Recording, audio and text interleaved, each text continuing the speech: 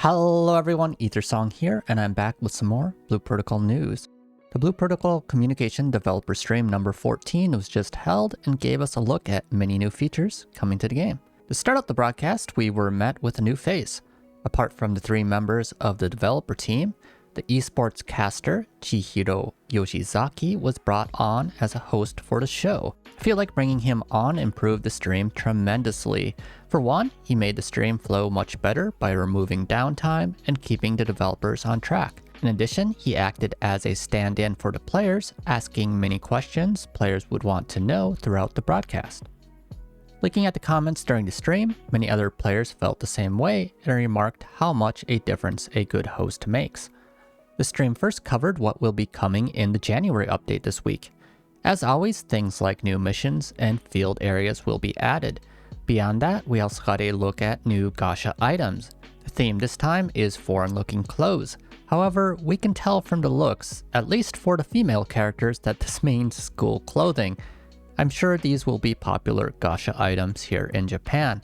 The male clothing section looks like there is a little more variety. Apart from the outfits, a new mount gacha is also coming called the Ride Dog Gacha.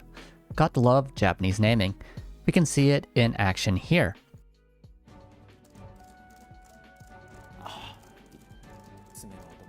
いいですね。石畳の上ならではの。俺が走ってるみたいじゃん。黒金だから。黒金が。あ、いいですね。あ、ちゃんとね、砂とかね。 By doing the gacha a set number of times, certain emotes can be unlocked. 10 gacha pulls from the outfit gacha will give this kabedon gesture. 40 will give a new dance. And 70 is someone being kabedoned. 10 gacha pulls from the mount award this hat. Guaranteed rewards are nice, but the top one being at 70 pulls is out of most players' price range. There will also be a rabbit-themed monthly event, giving players a chance to unlock things like rabbit ears in-game. Next, we gotta look at the upcoming roadmap for the game. Starting out, the February update will be bringing a new chapter to the story, and along with it, a number of new field areas. In addition, the level cap will be raised once again, which leaves me with mixed feelings. The level cap was just raised to 60 a few months back with the last story update, and it is already being raised again. Honestly, raising the level cap in this manner just feels rather empty. I wish they would lock the level cap and focus on more meaningful long-term progression, such as in the form of preparing gear, which is currently very shallow and does not serve much of a purpose when it's outdated so quickly. One thing that comes with this new level cap is the new level 4 skills. Skills in the game currently have 3 levels that increase automatically as the players level up and increase the effectiveness of the skills. The new level 4 skills are the same in this regard, doing things like increase skill damage, area, or duration. One thing I wish would come to the game is a specialization system for the classes. Something like ability trees that would allow players to customize classes to match their playstyle and make them feel more unique. The March and April updates were also revealed. The areas marked in red are the points to focus on. First up, the new EX Rush SP Party mode is coming in March. This is a new high difficulty rush battle only available to parties. Up until now, most content has had automatic matchmaking, so perhaps this marks more difficult content in the future that will only be available to parties. The developers did note that a more difficult kind of content is still in the works. March will also offer a new sudden death battle mode. This is a mode where players die from taking just one hit and must avoid attacks until the time runs out. This sounds like it could be interesting, depending on how it is implemented. It was then revealed that in April, a new class will be coming to the game. We only got to see a silhouette of the class, but it is said to be a support class. From the silhouette, it looks like it may be holding an instrument, so I am wondering if this will be a bard class. Let me know what you think it is in the comments. Moving on, the host asked the developers about recent changes to weapon drops and what that means for the future of the game. To give some background, weapons were changed to drop quite frequently from dungeons.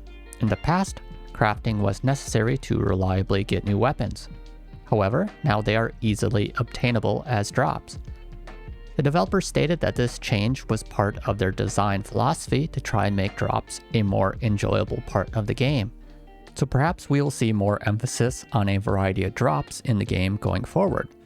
Perhaps some rare drops or something as well? Next, we got a closer look at the February update. First up is a feature called Class Level Bonus. By leveling up class above 50, you can get bonuses when you switch to other classes. These bonuses increase by leveling up the class more.